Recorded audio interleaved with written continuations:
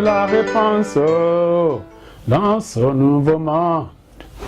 Au-dessus de lui, il y a nul autre. Jésus le chemin. Jésus la réponse dans ce nouveau monde. Au-dessus de lui, il y a nul autre. Jésus le chemin. Prions. Éternel Dieu de bonté, merci Dieu Tout-Puissant. Merci pour cette opportunité que tu nous as donnée d'annoncer ta parole. Va bien te manifester puissamment à travers ta parole. Pour que tes enfants, ton peuple qui va écouter ta parole de quatre coins du monde, puissent être transformés par ta parole. Que ta joie divine soit leur partage au nom puissant de Jésus, Père éternel, verse tes enfants, verse ton peuple, ton sang de l'agneau, afin que notre vie soit rajeunie, que la paix règne dans tous les pays du monde, dans toutes les familles, que ta bonne nouvelle puisse parvenir à tout ton peuple, au nom puissant de Jésus, j'ai prié. Amen.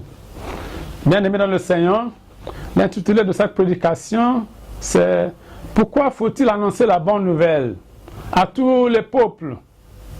Pourquoi faut-il annoncer la bonne nouvelle à tous les peuples? Ce texte est tiré de l'Évangile selon Marc, chapitre 13, verset 10. Il faut premièrement que la bonne nouvelle soit prêchée à toutes les nations. Voilà, c'est l'Évangile. Rappelez-vous, vous les croyants, après la résurrection, Jésus, Seigneur, quand il a rassemblé les disciples, dans l'Évangile selon Matthieu, chapitre 28, verset 18 au 20e, il a dit, allez dans toutes les nations, faire des disciples des nations, prêcher la bonne nouvelle. C'est la grande commission qu'il a confiée à tous ses disciples. Les disciples sont les croyants. Vous croyez en Dieu, vous devenez des disciples. À partir du moment où vous devenez disciples, vous devez aussi, vous devez commencer par annoncer la bonne nouvelle aux autres peuples. Donc, la Bible nous dit maintenant, il faut que la bonne nouvelle soit annoncée à toutes les nations. C'est lorsque la bonne nouvelle sera parvenue à toutes les nations que le Seigneur Jésus va revenir. Pour faciliter sa seconde venue, il faut qu'on se consacre à annoncer la bonne nouvelle, à pouvoir témoigner de sa gloire, à l'écoute des peuples de Dieu partout dans le monde. Et quand cela aura été fait, oui, le Seigneur, il va revenir. Que Dieu nous donne l'opportunité, la grâce de pouvoir annoncer la bonne nouvelle au nom puissant de Jésus. Vous tous, dans tous les pays où vous vous trouvez, commencez pas à faire cela. C'est la volonté de Dieu. C'est que Dieu nous demande. Que la paix de Dieu soit avec vous. Lisons, je vous prie de vous la lire encore, Matthieu 5, verset 19 au 20e. Je ne vais pas lire ça. Oui, Matthieu 5, verset 19 au 20e. Matthieu 5.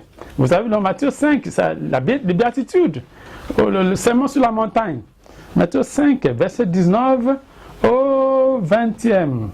Au 20e, la parole nous dit simplement, car je vous le dis, si votre justice ne surpasse pas celle des scribes et des pharisiens, vous n'entrez point dans le royaume des cieux.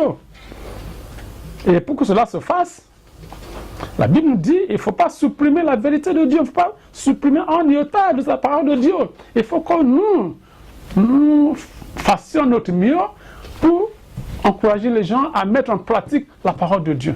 Il ne faut pas faire un effort pour supprimer la parole de Dieu. Que Dieu soit avec nous. Et maintenant, on va lire dans le livre de Daniel, le grand prophète. Daniel 12. Daniel chapitre 12, verset, la fin du premier verset et la fin du troisième verset. Daniel 12, verset 1, la fin, et verset 3, la fin. Écoutez, je vous lis ça. Et ce sera une époque de détresse. Daniel 1, la fin du premier verset. Et ce sera une époque de détresse, telle qu'il n'y en a point eu de semblable depuis que les nations existent jusqu'à cette époque. Et la fin du troisième verset. Et ceux qui auront enseigné la justice à la multitude, brillant brilleront comme des étoiles à toujours et à perpétuité. Je répète ça. Daniel 3, la fin. Verset 12, verset 3, la fin. Et ceux qui auront enseigné la justice à la multitude, brilleront comme les étoiles à toujours, à perpétuité. C'est à nous de tout faire pour enseigner la vérité de Dieu, la vérité de l'évangile concernant la volonté du Seigneur, concernant sa seconde venue. Et on doit aussi encourager les gens à mettre en pratique, à agir en fonction de cette vérité.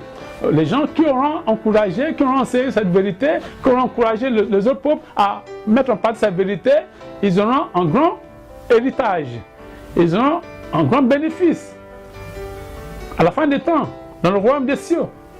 Mais ceux qui n'encourageront pas,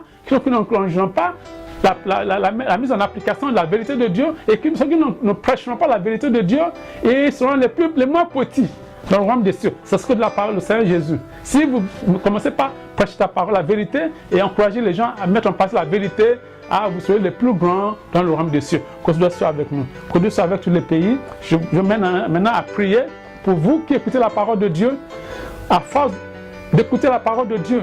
Je prie le Seigneur Dieu de tout faire pour que l'Esprit Saint qui réside dans la parole de Dieu, que cet esprit vous pénètre, que l'Esprit de Dieu pénètre dans votre corps, dans votre âme, dans votre esprit, que vous soyez délivrés, vous qui êtes malade, que vous soyez guéris au nom de Jésus. Vous qui êtes sous l'empire de Dieu, que vous soyez délivrés au nom puissant de Jésus. Que la paix du Seigneur règne dans votre famille, que la paix du Seigneur règne dans tous les pays, que la joie interminable qui se trouve en Jésus-Christ soit votre partage. Apprêtez-vous à recevoir le Seigneur quand il va revenir.